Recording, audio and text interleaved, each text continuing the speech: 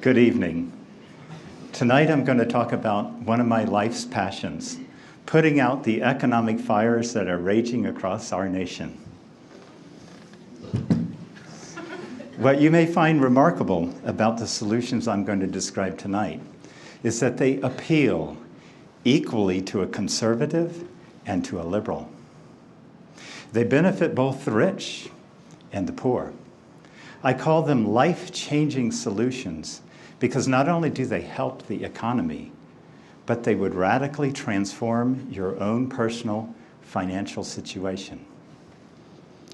I first became interested in economics when I was 7 years old. My father came home from work one day and said he had a new job. Airstream Trailer had hired him to write a book about a caravan they were sponsoring that was going to go around the world.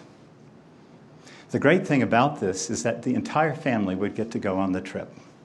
So for the next 14 months, my family pulled a big silver Airstream trailer and we literally drove around the world. This is a photograph of me sitting in Angkor Wat in Cambodia. This picture is significant to me because it was taken the day after President John F. Kennedy was assassinated.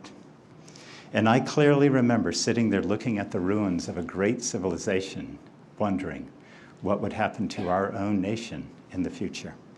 In India, the entire caravan had to cross this river on a rickety bamboo bridge. When it came time for us to cross the bridge, it shook and it swayed, and I tell you, that left a clear impression in my young mind that there's truly a difference between the infrastructure in America and overseas. We met this family of nomads in the middle of the Afghan desert, and they graciously invited us to their tent to have tea. As I sat on the floor of their tent sipping the tea, I was just stunned at how different their life was than our life in the States. They have the better tea, by the way. When I returned home, I began to read the newspaper, and I scoured it for any article having to do with the economy.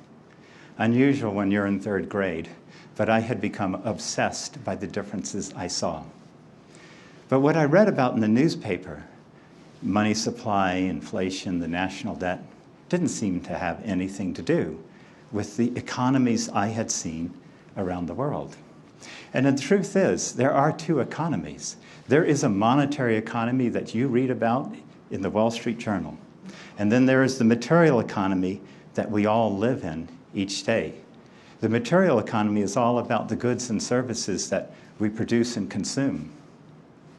The only reason the monetary economy exists at all is to facilitate the transactions in the material economy.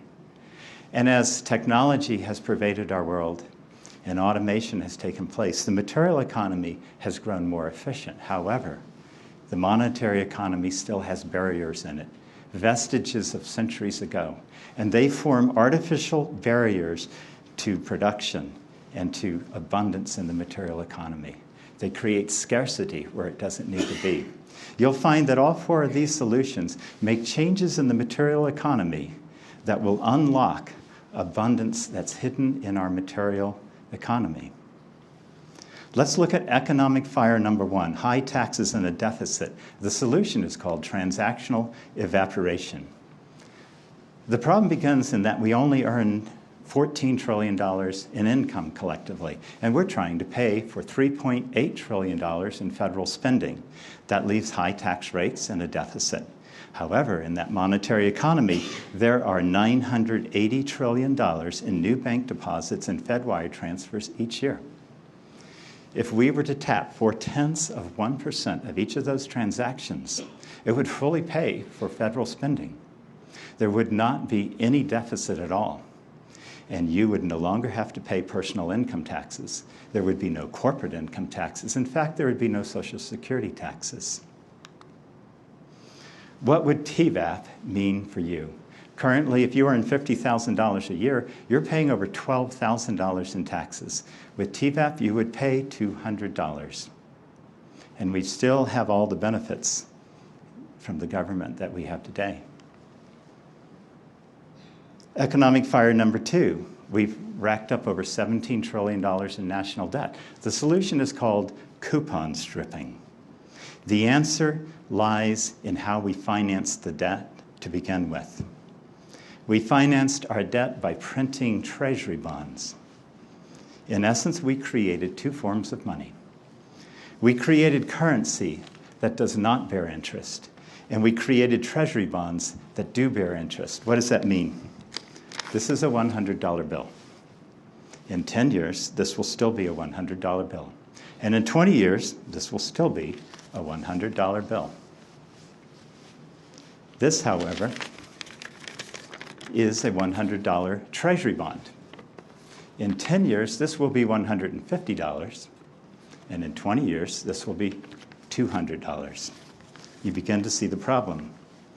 Treasury bonds inflate the money supply with interest. Treasury bonds inflate prices with interest. That's why bread was 10 cents in the 1940s, and it's $3 today. We need to strip the interest from the treasury bond. We have two forms of money. We need to issue more of the currency that does not bear interest, and we pay off the treasury bonds that do bear interest, and we extinguish the interest that they earn.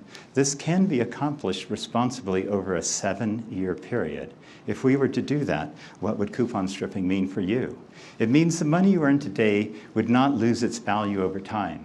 It also means you would live in a nation that had no debt, no deficit, and no taxes. The combination of those 3 things together would produce an economy more powerful than anything we have ever seen. Economic fire number 3, unemployment and idle factories. The solution is called transactional capitalization. See, the biggest problem that businesses have today is getting enough business. That has not always been the case. For most of man's history, the biggest problem that businesses had is figuring out how to produce enough. We live in an extraordinary time. We can produce as much as we want. The challenge is finding customers. How would you do that? What if we distributed money to encourage spending? What if we just printed $1 trillion? That's $3,000 for everyone. What would happen if we did that? Well, sales would increase and the economy would boom. But why don't we do that? We don't do that today because we can't. Because if we printed $1 trillion and distributed it, we would flood the money supply in the monetary economy, prices would rise, and we would erode any advantages that we had created by the distribution to begin with. But look at this slide. That bucket is TCAP. That's transactional capitalization. That's money being poured into the economy. That is the check for $3,000 for everybody out there. On the right side of the slide, what's happening? As the money flows through the economy, it is evaporated at the rate that is necessary so that all $1 trillion are back out of the monetary economy. Now, you have not inflated the money supply in the monetary economy, but you have stimulated the material economy and increased production. What would TCAP mean for you? You'd get a check for $3,000, and you'd have to pay more in TVAP. The math works out that you'd have to pay about $50 more. It's a good deal. Economic fire number 4, the high cost of finance. Banking 2.0 is the solution. This gets right to the crux of the monetary economy versus the material economy. Today, the financial sector, which I come from, makes 40% of corporate profits. The financial sector is a tax on production. Every dollar that we pay into the financial sector in the monetary economy is a dollar we are not spending on goods and services. We need the financial sector to be as inexpensive as possible. How do you do that? If the Federal Reserve were a true central bank, owned by the people and for the people, it could print the money at no cost, give the money to the bank to lend out without interest. But wait, you say, how would a bank survive? How would it make money? It would still charge the origination fee that it does today. That's revenue to the bank. It would still charge the monthly service fee that it does today.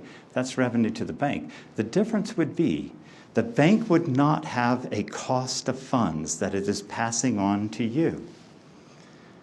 What would Banking 2.0 mean? It would mean that you would have a mortgage that had no interest. You'd have student loans and not pay interest. You'd buy a car with a loan that didn't bear interest.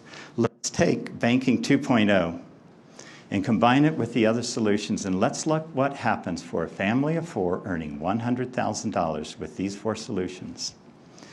On the left side of the slide, you see that they are paying $22,000 in taxes. On the right, TEVAP is $552 for them. There's a deficit on the left and not on the right. On the right, they're getting $12,000 in TCAP. On the left, they can't get a check today without inflating the money supply. On the left, they're paying $25,000 for their mortgage. That's a $400,000 mortgage bearing interest. On the right, under Banking 2.0, that same mortgage is $13,000. In other words, it would cost half as much to buy a house under Banking 2.0. Another way to look at that is you could buy twice the house for the same amount of money. Talk about stimulating the material economy. On the left side, they're paying interest on their credit cards and their student loans. On the right, they're not. The bottom line is this. Today, that family of 4, after paying their taxes and their debt service, is left with $31,000. With these 4 solutions, they'd have $88,000. That's almost 3 times the discretionary income. Pause for a moment and think in your own life. How would it change if you had 2 to 3 times as much money to spend? You see, the problem is we've been running our 21st century economy on a 19th century operating system. It is time to upgrade. Hold on a second. I'm probably the only one who forgot to turn off this phone. I'm sorry. Hold on. Hello? It's the President of the United States. Yeah. He says the NSA had the room bugged, and he listened to every word I said. Yeah. No, I think you probably could win a re-election if you ran on this platform. I do, but Mr. President, you've served 2 terms, so you have to retire. That's right, in retirement, you could have 2 to 3 times the income with this. That's exciting. Yeah, he loves the plan. Yeah, but I'm doing a TED Talk. I can't talk right now. Bye. I hope you love the plan, too. Thank you.